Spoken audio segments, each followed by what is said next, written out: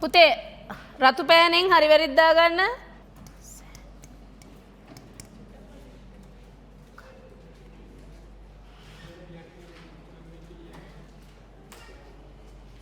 අම්මට සිරි. なんかね、写真で見たんですけどさ、もういきなり。ちょっと待って、ありがとうございます。元気？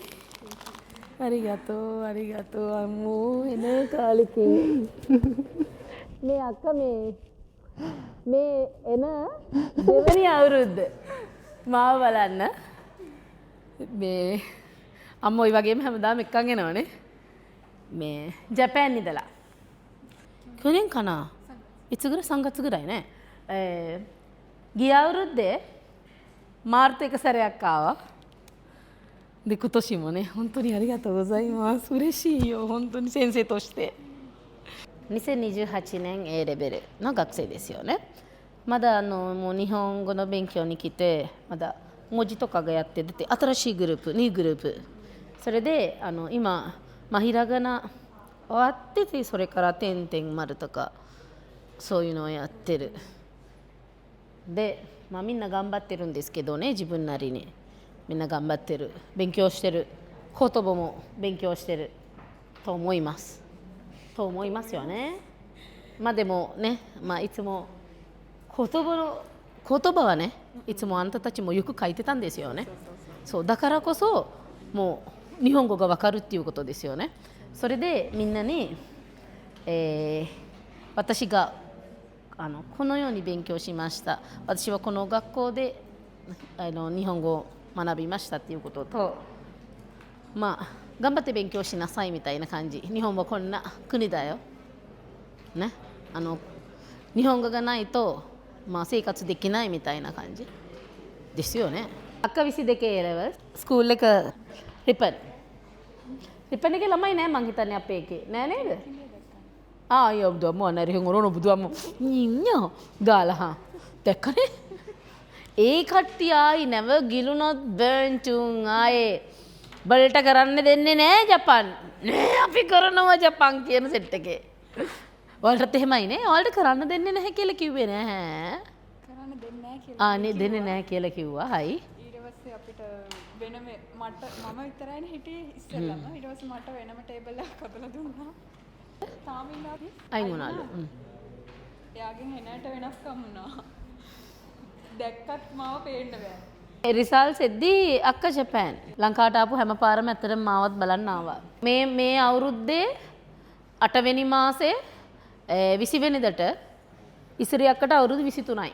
මේ අවුරුදු 23ට අක්කා එයා ජීවිතේ එයාට ආස දේවල් ගන්නවා. මම දකිනවා ෆොටෝස් දානවා, වෙහිකල් එක ඩ්‍රයිව් කරගෙන යනවා, මම ඔබ දකිනවා.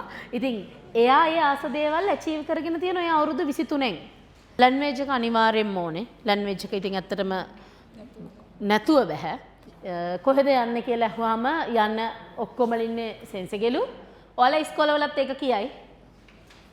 හරි සෙන්සෙගෙලු හොඳටම බැන්නලු යන්න එපා අනුමත කරන්නේ නැහැ කියලා. මාව කවුරුවත් අනුමත කරන්න ඕනේ නැහැ පුතේ. ඔයගොල්ලෝ හිතන් ඉන්නේ මම ලියුම් කවරයක් ඇතුළේ තියෙන ලියුමක් වගේ මාව අනුමත කරලා දෙන්න. අත්සන ගහලා අනුමත කළේ දැන් මම අනුමත කළා. හරි ශාමිනේ. හරි මෝ දත්තේ නේ මු බකන කොට යත්තරිය හොන්තනේ.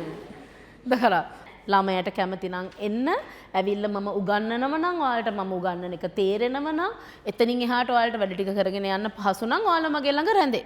ඔයා පන්ති ඉන්ට්‍රොඩියුස් කරා මෙහෙම සෙන්සෙගේ යන්න කියලා මේ ඉතින් තකුෂින් නෙවෙයි දැන් යොකෝහාමා. යොකෝහාමා. සෝ ඒ හරහත් ආපු කට්ටිය හිටියා ඉන්දුවරල සෙට් එක. ඉතින් එහෙම ඉතින් ඉන්න එයාටයි ළමයි යන්නේ. එයා මොකද්ද කලිසමයි ටී-ෂර්ට් එක ඇඳන් උගන්නන හින්දලු ළමයි එන්නේ. මම මගේ කලිසම් ගලවල ඕගොල්ලන්ට දෙන්නේ නෑ දෙන්න බෑනේ පුතේ. මට එහෙම හෙළුවැල්ලෙන් පාරේ යන්න අවශ්‍යතාවයක් නෑ. හැබැයි පමණක් මේ ජපනීස් උගන්නන ගුරුවරුම කියනවා ඉසුරි මේ ඉස්කෝලවලත් ඉන්නවා ටියුෂන් වල කියන්නේ ඒ ඉස්කෝලේ ඉන්න ගුරුවරු ටියුෂන් කරනවා. එයාලා මම මේ ඊයේ පෙරේදත් කිව්වා මේ එකපාරටම 28 ළමයින්ට ස්ක්‍රීන් එකකට දාලා පෙන්නුවා කිව්වා පේපර් එකක්. මෙන්න පේපර් එක. හිරගන කතකන කංජි කියලා වර්ග 3ක් තියෙනවා. පුදුම අමාරුයි. ඕගොල්ලෝ කරනවද නැද්ද ඕගොල්ලෝ? මේ ජපාන් උගා. ඒ කියන්නේ තමන්ගේ නොහැකියාව මේ දරුවන්ට පෙන්වන එක තමයි මම දැක්කේ එතනින් ගුරුවරයෙක් හැටියට. ඔව්. යන්න කලින් වට්ටල ඉවරයි. ඔව්. අර ඒ කියන්නේ ක්ලාස් එකට යන්න කලින් ඕගොල්ලෝ මානසික වැඩලා දන් හිස්තුවාල වෙලා ඔක්කොම වෙලා ඉවරයි. වැඩ කරන්න. ගොඩක් බෑඩ් කමෙන්ට්ස් එනවනේ.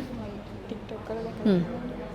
ඉස්සර දැන් හිටියේ චූටි ක්ලාස් වලනේ. පොඩි කියරපොත්තක් ගියා මම දැකම මතකයි.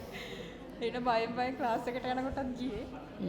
මේ ඉස්සර අර හිටියට වඩා ලොකු වෙනසක්. කියන්නේ සෙන්ස් මාර විදියට දිනුවා. හැමෝම කතා වෙනවා. මම අම්මටත් කිව්වා ඒ කියන්නේ ඉස්සර පොඩියටම දැන් කොච්චර ළමයි 100ක්ද 100ක් ඉන්නවා. ඒක දරා ගන්න බැරි එකක්. එයාලට ඒක නෑ අක්කා කියන්නේ මේ මාර විදියට ඇවිල්ලා මටත් ඒ දියුණු වෙච්ච ටික් එක හොයාගන්න මොකක්ද කියලා. හරිද? ලැන්ග්වේජ්. ඒක ඇවිල්ලා දැන් අක්කා කියනවා දැන් සෙන්ස් එකේ TikTok එකේ ගත්තත් Facebook එකේ ගත්තත් බනින අයත් ඉන්නවලු. හැබැයි සෙන්ස් ඉස්සරට වැඩිය දියුණු වෙලාලු. ඔව්. ඒ ඉස්සර පන්තියේ ළමයි 35 ඉඳිද්දි දැන් ළමයි ගොඩක් ඉන්නවලු. ඉතින් එකම දේ මට කියන්න තියෙන ඉතින් මම උගන්වන විදිය දන්නවා මං හිතන්නේ මේ ඉසුරි හොඳටම මම කියන්නේ සාමාන්‍යයෙන් එක තැනක ඉන්න ගුරුවරයෙක් නෙවෙයි. ඒ කියන්නේ මම එන බැජ් එක අනුව උගන්වන විදිය වෙනස් කරනවා. ඔයාලගේ නෝට් එකක් අරගෙන දැන් ඔයාගේ නෝට් එක අරගෙන බැලුවොත් තියෙද්ද දන්නේ නැහැ තාම. හරිද? නෝට් එක අරගෙන බැලුවොත් මේ නංගිලාගේ නෝට්ස් ගත්තොත් සම්පූර්ණයෙන්ම වෙනස්.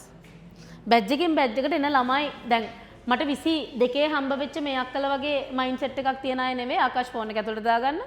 හරි? අන්න ඒ වගේ සෙට් තමයි ඉන්නේ. හරිද? එතකොට 22 වගේ ඉඳපු මයින්ඩ් සෙට් එක නෙවෙයි මේ 28 වෙද්දි තියෙන්නේ. අවුරුදු කීයද? මමත් ඇත්තටම දෙයකට ගියානේ. මමත් දෙයකට ගියාලු. දෙයකට ගියා කියන්නේ එකකට යනකම් ඉතින් මගේ කියලානේ දන්න මම දන්නවා. එකකට යන ගමන් ඊට පස්සේ අන්තිමට හොඳම එක හොයලා නැවතුනේ සෙන්ස් ගාව. රියතෝ එච්චරයි වෙන්න ඕනේ. හොඳම එක හොයලා කසාද ජෝක් කරගන්න නෑ පුතේ හොඳේ. මං කිව්වා අම්මේ හොඳම එක හොයලා නැවතුනේ මං ගාව කිව්වා මං කිව්වා කසාදට එහෙම ඕව කරගන්න යන්නේ නෑ කියලා. මම දැන් මිනිස්සුත් එක්ක මම කොහොමද නරඬු වෙන්නේ නැහනේ. මම ඒ නම් එකට දැන් කෝල් එකක් අරගෙන ඉසුරි මම වාක්‍ය 3යි ඇහුවේ. ජපනීස් වලින්. මම මෙච්චරයි මම මුලින්ම ඇහුවේ මොෂි මොෂි.